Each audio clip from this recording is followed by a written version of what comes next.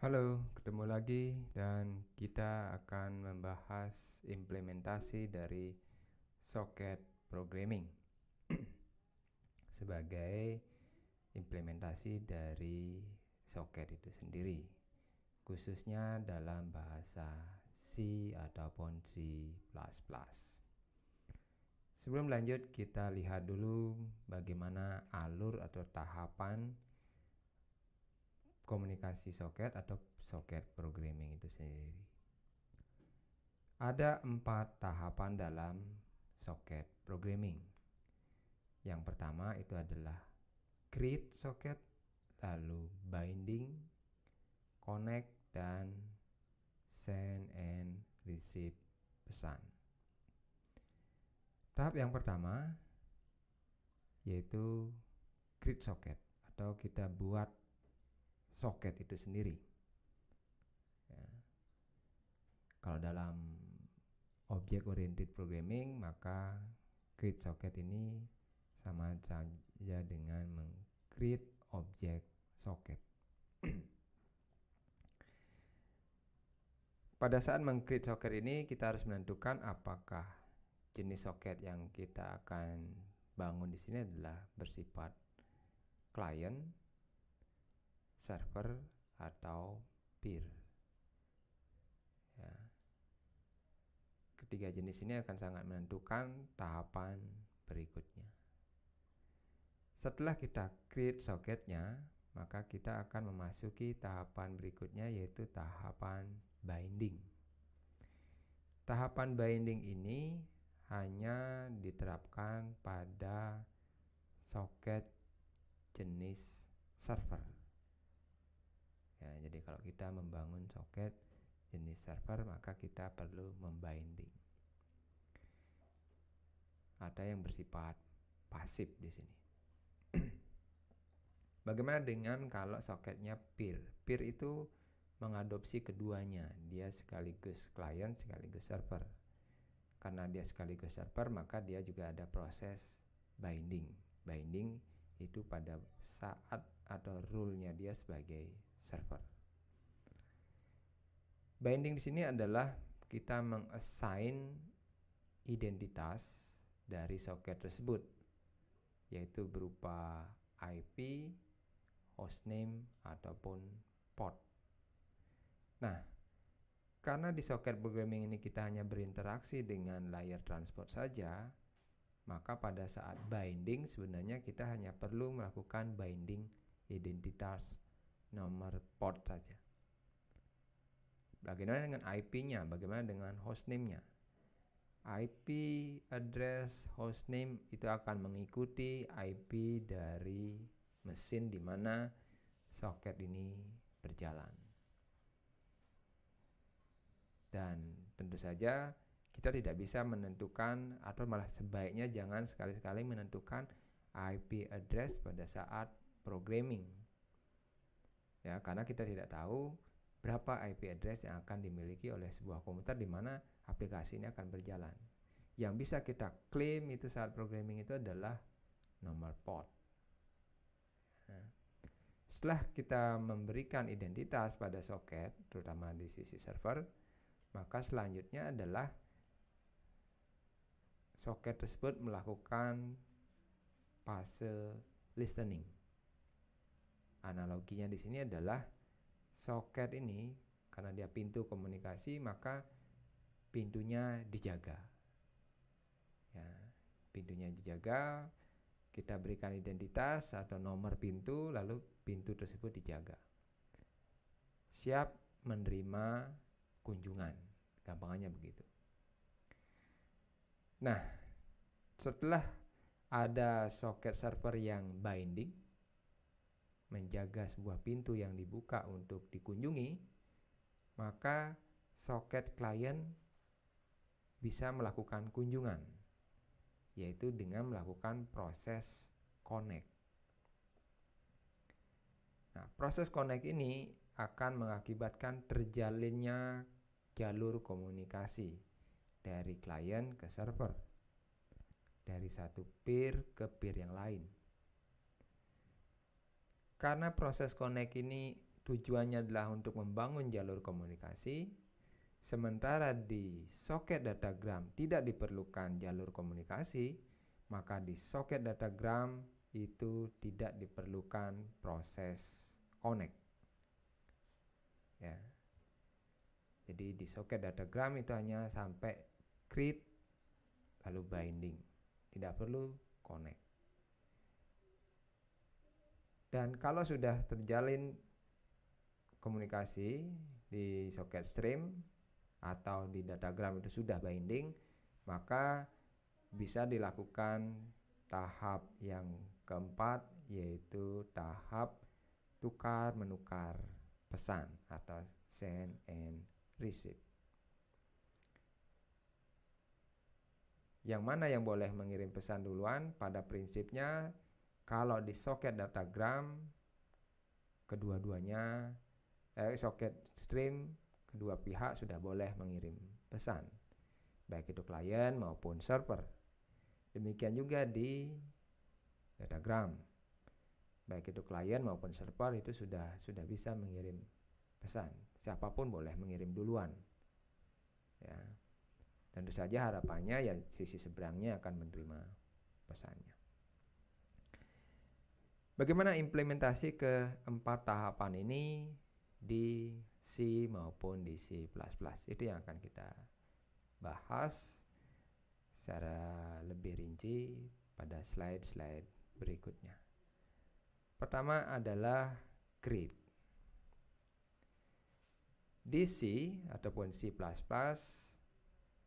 create socket itu kita implementasikan dengan memanggil library fungsi socket dari library socket programming dengan argumen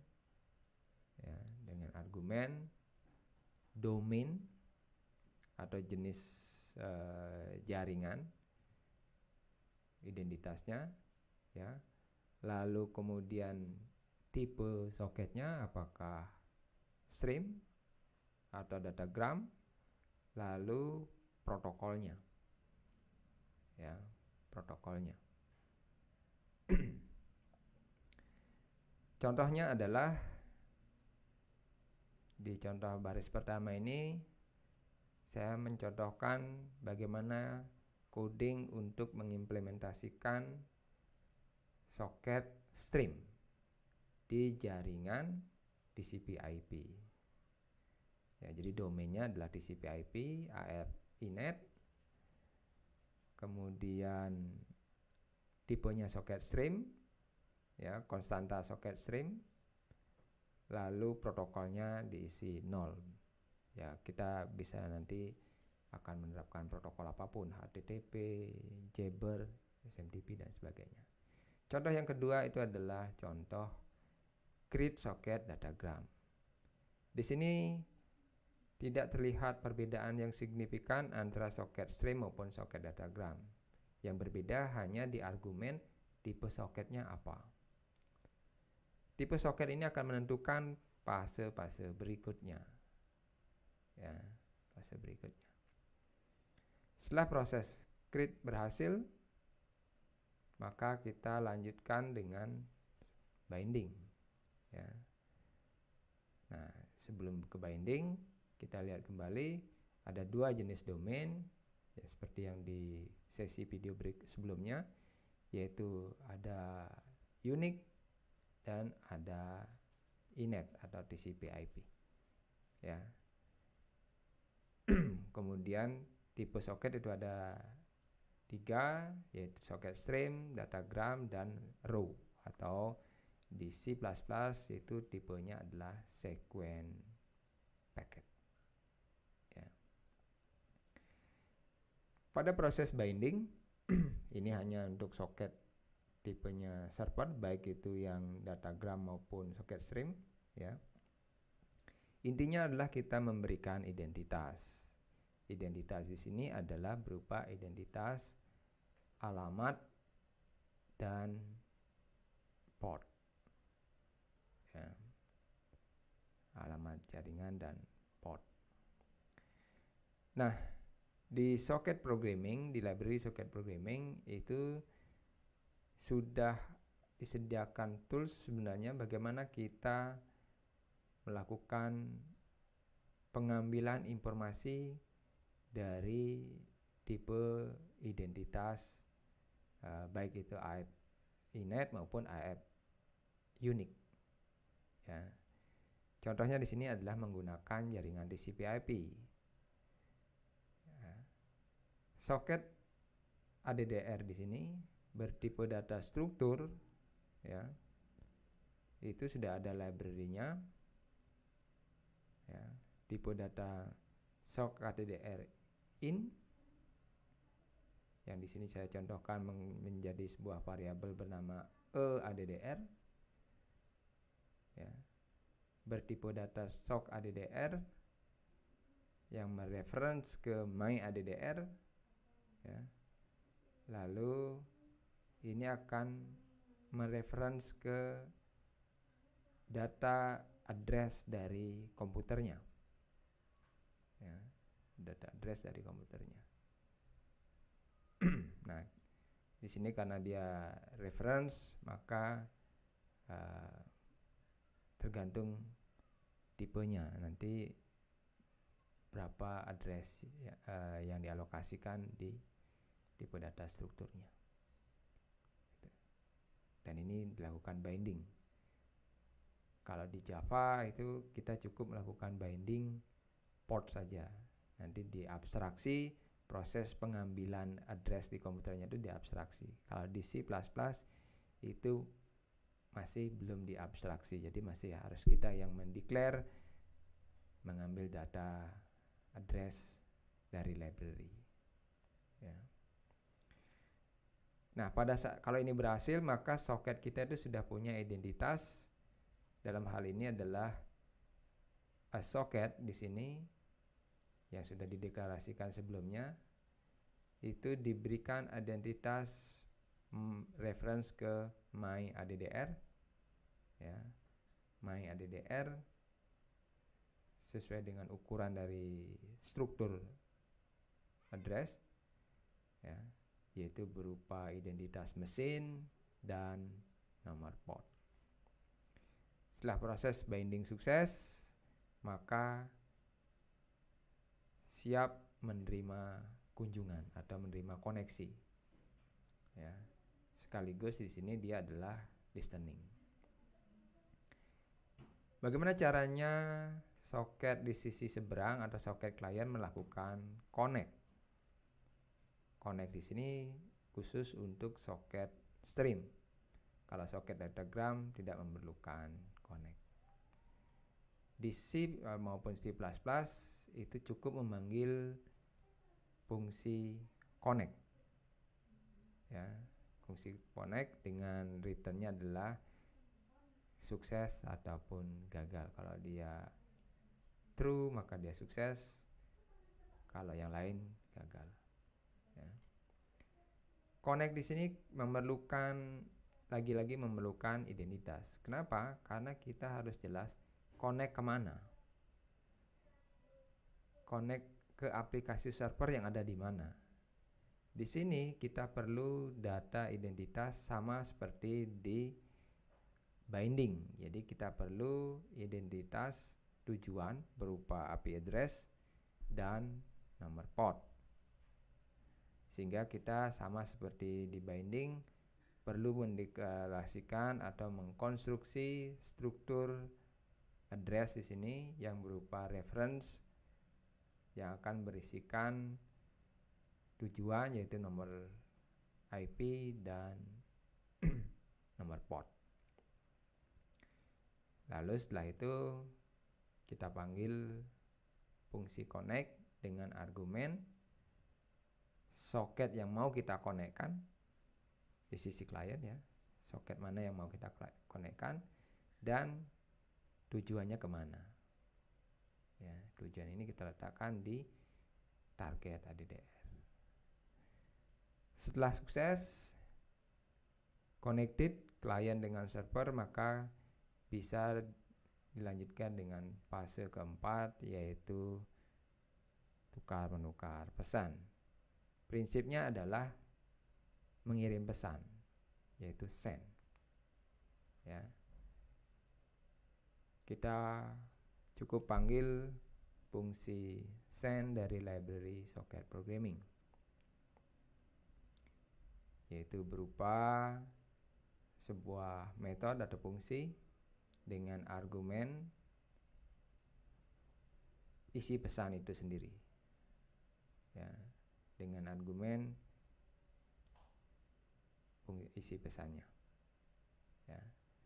Yang perlu diperhatikan di sini adalah isi pesannya berupa reference ke atau pointer ke buffer berupa char, ya, array of char. Ya. Jadi yang kita kirim di komunikasi di jaringan itu pada umumnya itu adalah komunikasi berbasiskan karakter yang dikirim lewat dengan metode streaming, ya, stream. Jadi per MTU tergantung tipe jaringannya, ya. Atau nanti disusun menjadi sebuah paket-paket tergantung tipe jaringannya. Ada paketnya yang berukuran 720 byte, ada yang 1500 byte dan sebagainya. Jadi kita tidak bisa menentukan paket di socket programming, ukuran paketnya. Ukuran paket itu akan ditentukan oleh layer-layer di bawahnya, terutama layar physical layer, menyesuaikan dengan tipe jaringannya. Apakah jaringan Ethernet bisa sampai 1500 byte atau jaringan wireless yang umumnya adalah 720 byte. Termasuk overhead, ya, bukan hanya dari pesan saja, termasuk overhead. Sehingga di sini kita serahkan ke fungsi send itu adalah reference ke array of char di memori, begitu, ya. Tentu saja harus kita assign juga soket mana yang bertugas mengirimkan itu. Contohnya di sini adalah saya akan mengirim pesan sesuai dengan protokol HTTP. Di protokol HTTP, pesan pertama yang harus kita kirimkan bentuknya seperti ini. Get dilanjutkan dengan URI-nya, lalu tipe protokolnya atau versi protokol HTTP-nya, ganti baris, dan pesan-pesan berikutnya. Ini akan saya kirim lewat fungsi send. Sehingga di fungsi send saya berikan argumen identitas soket yang akan mengeksekusi ini, lalu pesannya berupa array of char, panjang pesannya untuk menentukan fungsinya ini harus membaca data sejumlah berapa dari array of char tadi, ya. Jadi kalau jangan sampai lebih, jangan sampai kurang. Kalau kurang berarti ada pesan yang tidak dikirim. Kalau lebih, itu kita tidak bisa memprediksi apa isi pesannya, karena kita tidak tahu apa kira-kira isi memori yang kelewatan tersebut. Di sisi seberang itu menerima pesannya, yaitu dengan memanggil fungsi receive dari reference socketnya. Lalu pada prinsipnya di sini adalah membaca yang sudah ada di memori. Jadi pesan yang kita terima atau pesan yang aplikasi terima itu sebenarnya sudah diterima oleh layar fisikal, lalu diserahkan ke layar network, layar internet network atau layar internet, lalu diterima oleh layar transport, dan oleh layar transport itu ditaruh di memori atau di buffer. Nah, fungsi receive ini adalah membaca dari buffer tadi, ya, membaca dari buffer tadi. Jadi kita baca, tapi kita nggak tahu jumlahnya berapa, ya. Karena kita tidak tahu jumlahnya berapa, ya kita coba saja baca sampai habis, begitu, ya. Implementasinya contohnya di sini adalah saya pertama mengalokasikan buffer itu 1000 byte. Jadi saya coba baca 1000 byte di memori. Kalau misalnya data yang diterima oleh layar transporter kurang dari 1000 byte, maka tidak ada masalah. Saya akan membaca sejumlah yang diterima, sementara sisanya itu akan 0 begitu. Tapi kalau yang diterima itu lebih dari 1000 byte, maka yang saat ini yang saya baca hanya 1000 byte pertama saja. 1000 byte berikutnya harus saya baca lagi dengan cara yang sama. Dengan kata lain, untuk bisa tahu sampai berapa kita baca, kita bisa menggunakan perulangan atau looping ya, sampai ketemu karakter atau konten atau isi pesan selesai atau tidak ada lagi yang bisa dibaca di buffer, berarti sudah habis begitu ya. Sekarang kita lihat perbandingan proses atau tahapan antara socket stream dengan socket datagram. Pada socket stream, di sisi server itu ada proses create, binding, termasuk listen, menerima kunjungan atau menerima koneksi ya, di sisi server. Ini adalah lawannya dari connect, accept ini ya, lawannya dari connect, lalu melakukan send and receive.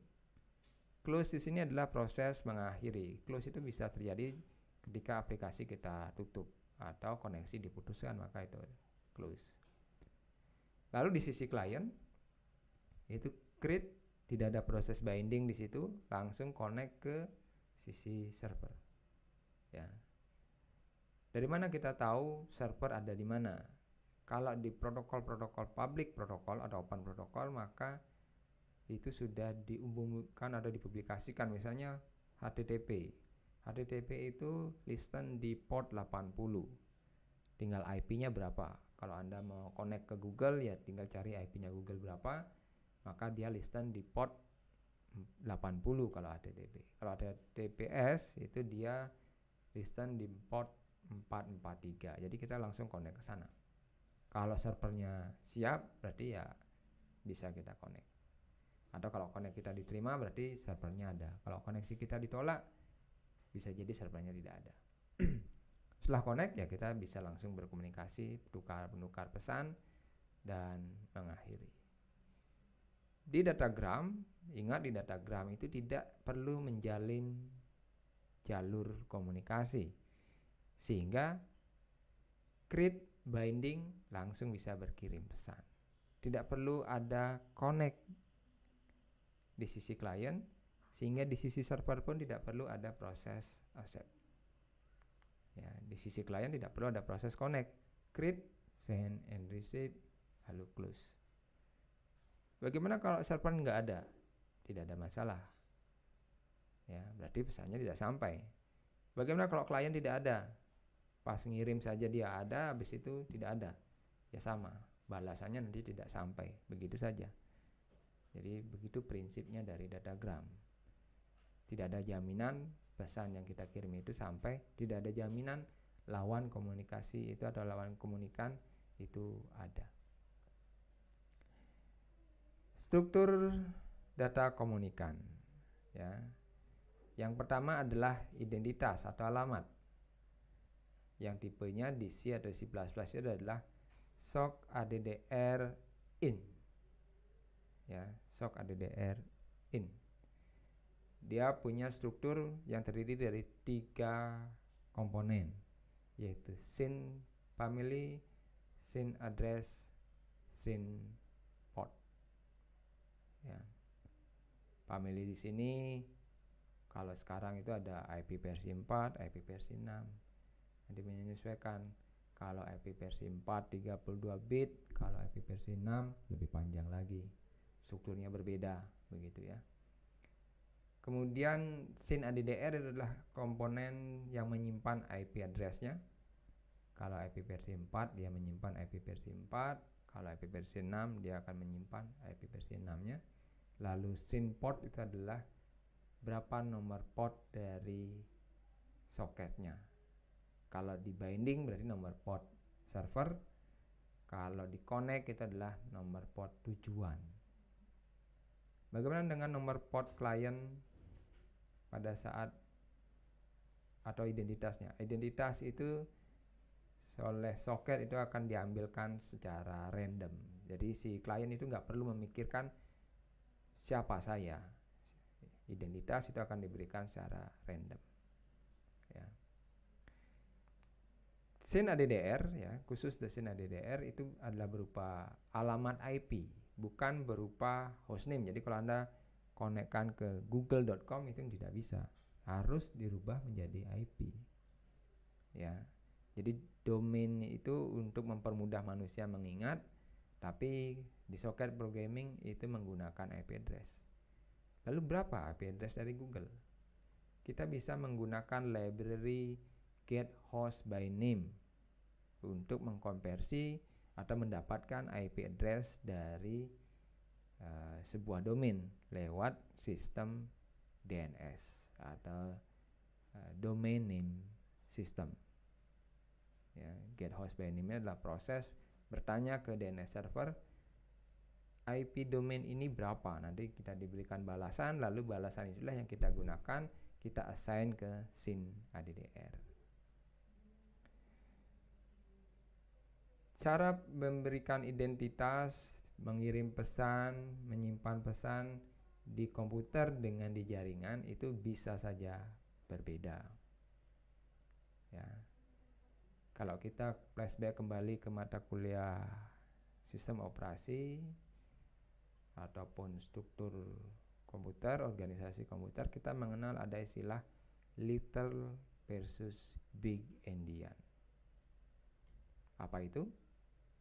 Ya.